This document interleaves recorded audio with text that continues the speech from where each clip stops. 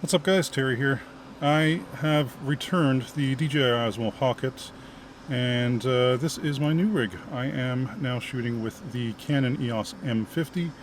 Very popular rig for YouTubers. Still learning the camera, so this is going to be a bit of a process, but I think I might finally have settled on my YouTube rig.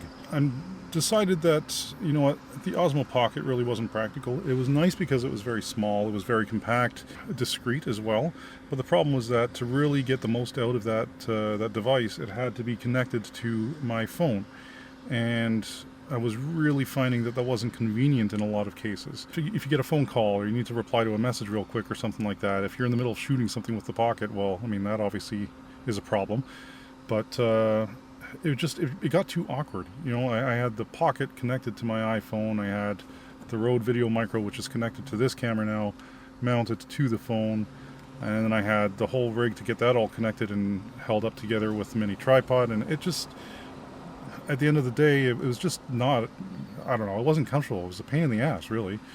I didn't find that I wanted to carry it around because it looked kind of ridiculous, really. Not that I really feel comfortable walking around holding a whole camera rig either, but at least, you know, it's a camera rig. It's pretty obvious what it is. Vloggers and that are becoming more common. I haven't really seen them much around here, but you see people walking around with their cameras and that.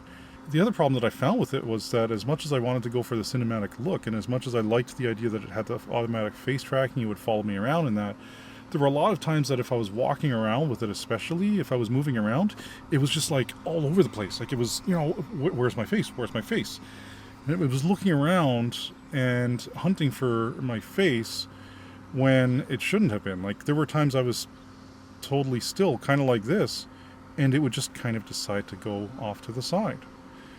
And it was just driving me nuts because, you know, you can lock it in position, but then that kind of defeats the purpose of having the gimbal.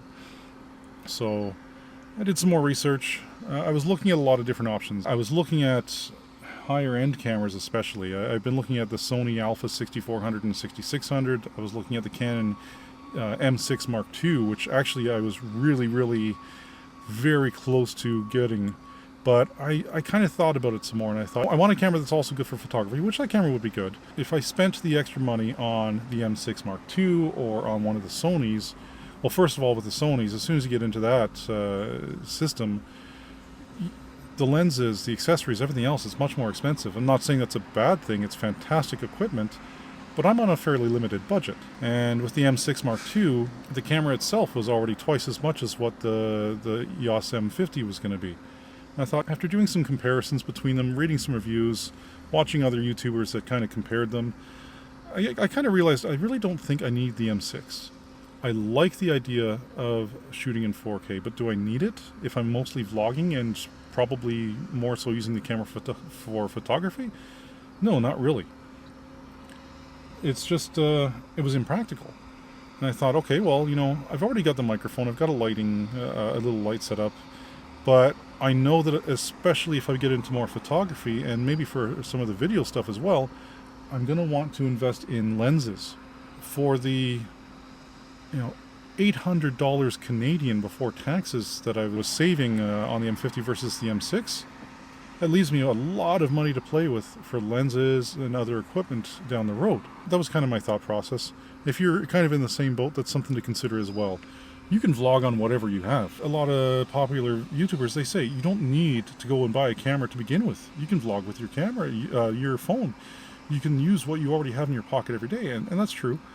But I wanted to step it up a little bit, and like I said, I want to get into photography, and really, for as powerful as phone cameras are nowadays, you don't have that zoom capability, not without extra add-ons and stuff like that, and it's still not quite the same thing. I've always had a thing for cameras, for DSLRs, and in this case compact or mirrorless cameras.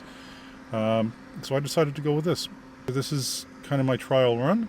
I'm going to see how this works and how it sounds, and we'll see how it goes from here. Hopefully I'll have some more content soon, and I'll see you guys soon. Alright guys, that's it for now. See you in the next one. Bye.